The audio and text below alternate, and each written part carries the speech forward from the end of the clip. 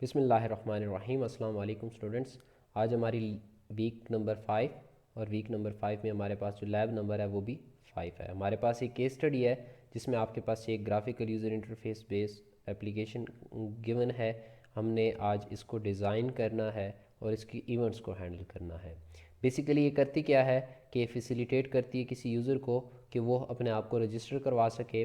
और वो करेगा कैसे रजिस्टर? अपनी आईडी देगा, अपना नेम इनपुट करेगा, सिटी देगा, और ये इन तमाम के तमाम कंपोनेंट्स के लिए या इन तमाम की तमाम वैल्यूज़ की इनपुट के लिए जो कंपोनेंट हमने यूज़ किया दैट इज़ टेक्स्ट फील्ड और जेंडर सेलेक्ट करेगा।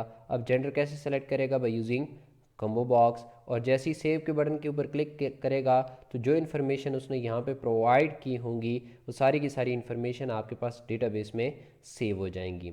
इस तरीके से अगर अपडेट के बटन के ऊपर क्लिक करेगा तो वो तमाम की तमाम इन्फॉर्मेशन अपडेट हो जाएगी। बट यहाँ पे हम एक अजम्पशन लेकर चलेंगे कि यहाँ पर हमारे पास आईडी की बेस के ऊपर अपडेशन होगी। इस तरीके से जो डिलीशन का ऑपरेशन है ये हम बेस्ड ऑन आईडी परफॉर्म करेंगे। तो जो आईडी देंगे उस बेस के ऊपर उसका नाम, जेंडर और सिटी अपडेट करेंगे, और बेस्ड ऑन आईडी हम नेम, बेस्ड ऑन आईडी हम वो पूरी की पूरी रो जो है वो डेटाबेस में से रिमूव कर देंगे। अब जब डेटाबेस की बात आती है तो बहुत इंपॉर्टेंट है आपके पास डीबी स्कीमा कि डेटाबेस का स्कीमा आपके पास होना चाहिए। डीबी स्कीमा से मुराद ये है कि आपके पास टेबल किस नाम से होगा? तो हमारे पास जो टेबल है वो यूज़र के नाम से है, उसमें आईडी का एक कॉलम होगा दैट इज़ प्राइमरी की, नेम होगा, जेंडर होगा और सिटी का कॉलम होगा। तो जैसे ही सेव, अपडेट, डिलीट के ऑपरेशन परफॉर्म होंगे तो उससे हमारे पास जो यूज़र का टेबल है उसमें कुछ चेंजेस आ रही होंगी। तो उस पर्पज़ के लिए मैंने अपनी उसी एप्लीकेशन में जिसमें हमने डेटाबेस कनेक्टिविटी की एग्जांपल की थी ताकि हमें वो सारा का सारा प्रोसीजर रिपीट ना करना पड़े, दैट्स वाई मैंने उसी में एक क्लास ऐड कर दिया। तो उस क्लास में मैं सबसे पहले कुछ इंपोर्ट्स लिखता हूँ। तो मैं लिखूँगा import java.awt.even.static। उसके बाद हम लिखेंगे import java.awt.static। उसके बाद हम लिखेंगे import java.x.swing.static। तो हम इसको एक्सटेंड करेंगे फ्रेम से, तो हम लिखेंगे एक्सटेंड्स जे फ्रेम, और इसमें हम लेबल बनाएंगे तो हम कहते हैं जे लेबल। तो हमें लेबल चाहिए LBL, enter ID,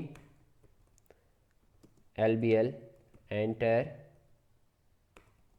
name, LBL select gender और LBL एंटर सिटी।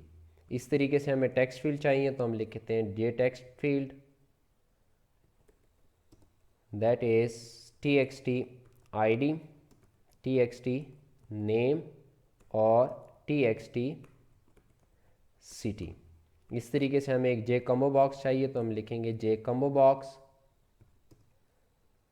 तो यहाँ पे स्ट्रिंग लिख लें ना लिखें कोई फ़र्क नहीं पड़ता, ये टाइप पूछता है कि किस तरह का डेटा होगा। तो CMBX जेंडर एक, तो ये हमारे पास कम्बो बॉक्स बन गया। तो जितने कंपोनेंट्स थे वो कंपोनेंट्स हमने बना लिए। बटन्स हमारे रह गए तो हम कहते हैं button that has to be J button, क्योंकि हम स्विंग के कंपोनेंट्स यूज़ कर रहे हैं तो फ़र्क नहीं पड़ता, बट वो आपको विजुलाइज डिफरेंट होगा। तो हम कहते हैं button save, BTN update, BTN delete. इसके बाद हम आते हैं कंस्ट्रक्टर की तरफ। तो हम कंस्ट्रक्टर डेवलप करेंगे। आप कंस्ट्रक्टर बना लिया, कंस्ट्रक्टर में इनिशलाइजेशन होगी तो LBL enter ID equal to new J label. तो हम कहते हैं जे लेबल में होगा एंटर ID। उसके बाद हम कहते हैं जी इसी को मैं कॉपी कर लेता हूँ। तो नेक्स्ट में हमारे पास होगा एंटर नेम, और यहाँ पे एंटर आईडी की बजाय मेरे पास हो जाएगा एंटर नेम। इसी तरीके से फिर होगा आपके पास LBL एंटर सिटी, तो हम कहेंगे एंटर सिटी। इसी तरीके से हमारे पास नेक्स्ट होगा तो हम कहेंगे सेलेक्ट जेंडर। तो ये हमारे पास जेंडर आ गया तो हम कहते हैं जी LBL सेलेक्ट जेंडर। उसके बाद अभी टेक्स्ट फील्ड की इनिशलाइजेशन, तो TXT city equal to new J text field.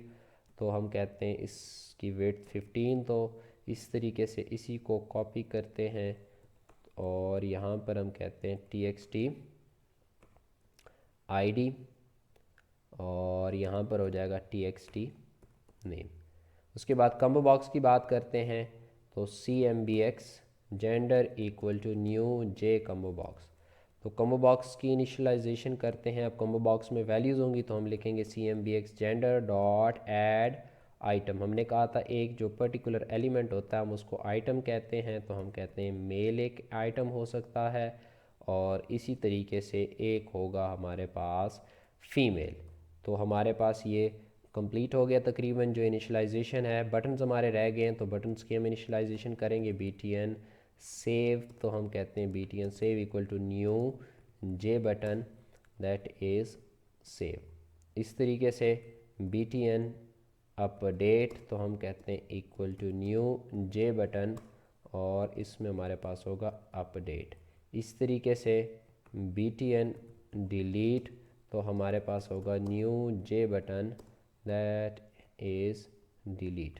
तो अगर हम इस ग्राफिकल यूज़र इंटरफेस को देखें तो ये बिल्कुल उसी तरीके की ग्राफिकल यूज़र इंटरफेस है जिस तरह की हम लोगों ने क्लास में या इससे प्रीवियस लेक्चर में डिस्कस की थी।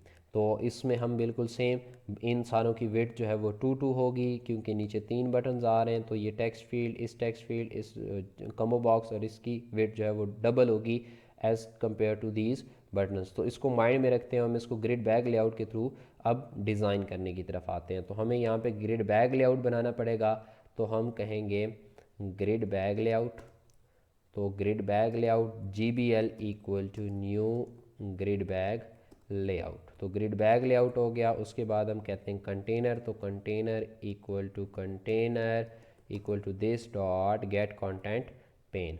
तो कंटेनर डॉट सेट लेआउट, तो हम कहते हैं इसका जो लेआउट होगा दैट विल बी GBL। तो आपको पता है जब आप ग्रिड बैग लेआउट के साथ यूज़ होते हो तो ग्रिड बैग लेआउट में आप ग्रिड बैग कॉन्स्ट्रेंट्स भी यूज़ करते हैं। तो हम लिखेंगे न्यू ग्रिड बैग कॉन्स्ट्रेंट्स, और यहाँ पर हम लिखेंगे GBC डॉट फिल, तो हम कहते हैं equal to grid bag constraint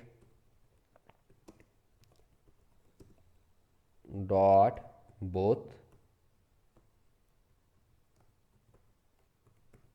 उसके बाद GBC डॉट इनसेट्स, तो हम कहते हैं न्यू इनसेट्स, और इसमें हम कहते हैं 5,5,5। आप वैल्यू चेंज भी कर सकते हैं। अब हम कंपोनेंट को ऐड करने की बात करेंगे। तो हम कहेंगे GBC dot grid X equal to 0, GBC dot grid Y equal to 0। तो हमारे पास 0 0 पे जो कंपोनेंट है उसको हम ऐड करते हैं। तो 0 0 के ऊपर हम कहेंगे container dot add that is LBL enter ID, और साथ में हमारे पास ग्रिड बैग कॉन्स्ट्रेंट्स। तो मैं इसको यहाँ से कॉपी कर लेता हूँ। 0 0 के ऊपर हमारे पास LBL ID वाला है, तो 1 0 के ऊपर एंटर नेम होगा। ठीक है, यानी Y में चेंज करेंगे। तो हम कहते हैं Y की वैल्यू 1 हो जाए तो यहाँ पे हो जाएगा LBL एंटर नेम।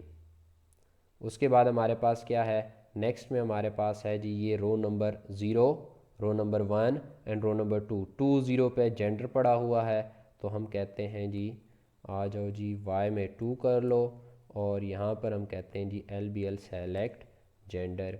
जेंडर के बाद हमारे पास ये हो जाएगा 0 1 2 3, तो 3 पे हमारे पास सिटी पड़ा हुआ है, तो हम कहते हैं जी Y में 3 कर दो, और यहाँ पर क्या ऐड कर दो LBL सिटी। तो LBL सिटी हो जाएगा यहाँ पर। उसके बाद अगर हम बात करते हैं तो अब हमारे पास क्या है, लास्ट पे आपके पास जो है दैट इज़ सेव बटन। तो इन सारों की वेट सेम है, तो दैट्स वाई मैं इनको साथ में ऐड कर दूंगा। तो दैट इज़ 4 और दैट इज़ BTN सेव। इस तरीके से मैं इसी को कॉपी करता हूँ, क्योंकि अब 4 रो पर हमें चेंज करना है। 4 रो में 0 पर सेव का बटन, 1 पर BTN अपडेट, और 2 पर हमारे पास जो बटन होगा वो क्या होगा, BTN डिलीट। अब हम बात करते हैं इन कंपोनेंट्स की। अब हमने पहले ये जो एंटर ID के सामने टेक्स्ट फील्ड है इसको ऐड करना है, इसको ऐड करना है, कम्बो बॉक्स को ऐड करना है, इसको ऐड करना है। तो इन सारों की विड्थ 2 है, दैट्स वाई मैं इनको लास्ट पे ऐड कर रहा हूँ ताकि बार बार फिर मुझे विड्थ चेंज ना करनी पड़े। तो मैं यहाँ पे अब लिखूँगा that is GBC dot grid width equal to 2। तो अब मैं इसको कॉपी करता हूँ। पहला जो हमारे पास कंपोनेंट है वो आपके पास होगा 1 और y की वैल्यू 0, और पहली रो में आपके पास जो है दैट इज़ txt id। इसी के बाद इसी को कॉपी करते हैं तो हमारे पास अब नेक्स्ट रो पे आएगा दैट इज़ 1111 पे आपके पास जो है दैट इज़ txt नेम। उसके बाद अगर हम बात करते हैं तो 1 2 पे हमारे पास क्या है, कम्बो बॉक्स है, तो हम कहते हैं CMBX दैट इज़ जेंडर। और लास्ट में हमारे पास that is 13 that is txt city. City का हमारे पास यहाँ पे टेक्स्ट फील्ड है। तो मैं इसको सिंपल यहाँ पे करने लगा हूँ दिस डॉट पैक, ताकि ये हम इसको विजुलाइज कर सकें। दिस डॉट सेट विजिबल और ट्रू करेंगे इसको, तो ट्रू हो गया।